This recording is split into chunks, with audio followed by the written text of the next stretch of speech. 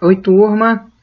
Nós estamos começando com esse vídeo, a aula 1 da disciplina Deuteropaulinas e a Cristandade Emergente. A ideia dessa disciplina é entender um pouco o fenômeno que já está acontecendo ali no final do primeiro século com as comunidades cristãs, que é esse conflito, esse processo de constituição de identidade eclesial misturado com as questões pendentes e as tensões que já existem nas diferentes tendências teológicas, de espiritualidade, de liderança, como diria o Caetano, os podres poderes, que já movem as comunidades cristãs. Né? Teoricamente, né, a gente hoje manuseia um pouco a ideia de que não existe um momento inicial puro, né, onde não houvesse disputas. Né? Isso é tão óbvio, né, se você pensa que é a função da narrativa da traição de Judas. Né? O próprio Jesus tem seguidores e tem relacionamentos que no seu próprio movimento, né, que tensiona, que diverge.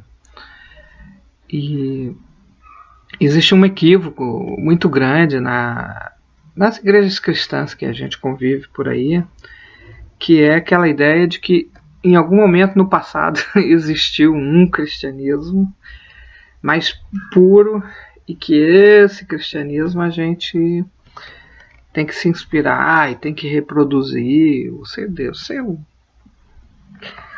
A gente fica achando, né, que lá no passado é que está a chave do futuro ou da resolução dos problemas. Né?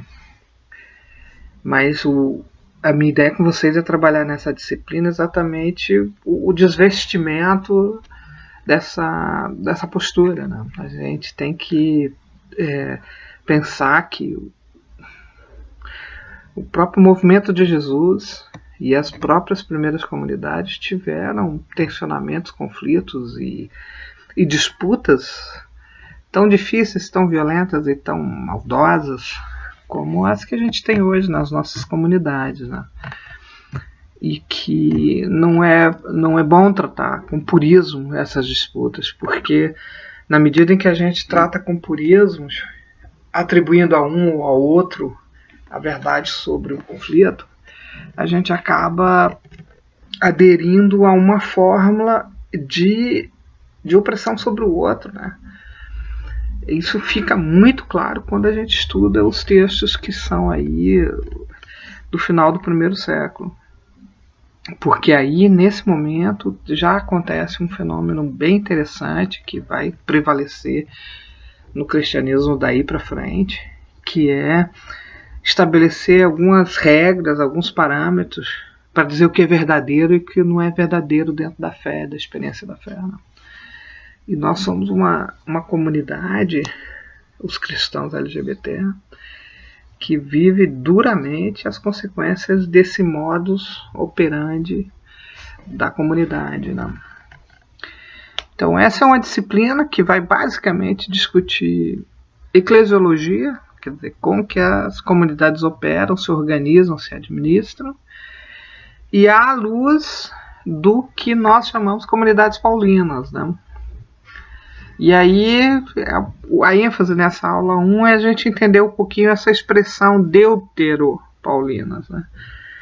Há um certo consenso de que algumas das cartas que são designadas autoria de Paulo, que elas não são do próprio Paulo, elas seriam posteriores a Paulo e escritas em nome dele por conta de se vestir da autoridade, né, que Paulo tinha nessas comunidades. E então, assim, a gente trabalha com a ideia de que existem várias comunidades aí no primeiro século que elas são oriundas da evangelização de Paulo, ou pelo menos são devedoras da teologia paulina ou da expressão de fé de Paulo, do apóstolo Paulo e que se sustentam na inspiração da experiência de fé dele, né?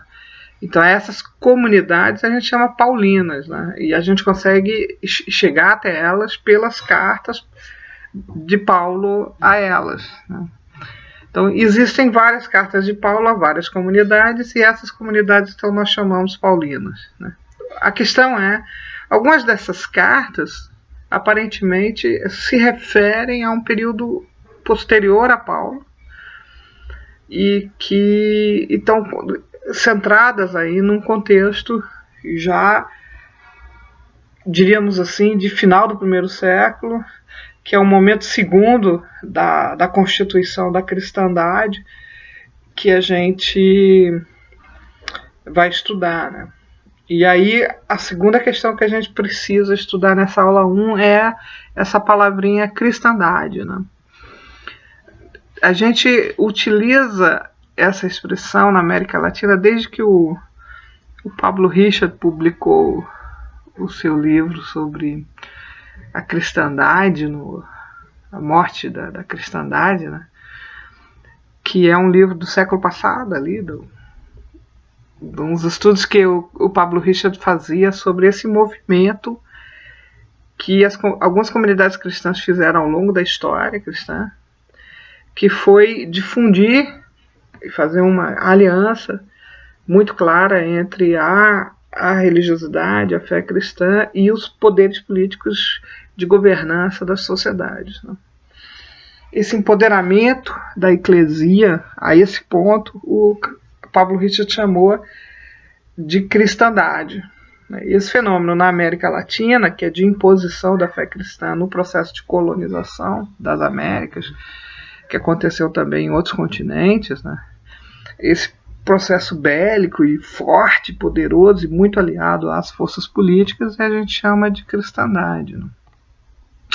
E eu intencionalmente trouxe essa expressão lá para o final do primeiro século, na expectativa que a gente entenda que essa disputa sociedade e fé, ela é uma disputa presente em todas as sociedades humanas, e o cristianismo sempre teve um papel nisso tudo, né? E é muito importante a gente desvelar esse papel. Então eu acho que essa é a trajetória que a gente vai fazer estudando as deuteropaulinas, né? A tarefa aí para esse momento da aula 1 é se apropriar um pouco de que livros são esses que estão lá na Bíblia, que a gente chama de deuteropaulinas, né? Dá uma pesquisada aí na internet e vamos se divertir um pouco esse trimestre agora que começa.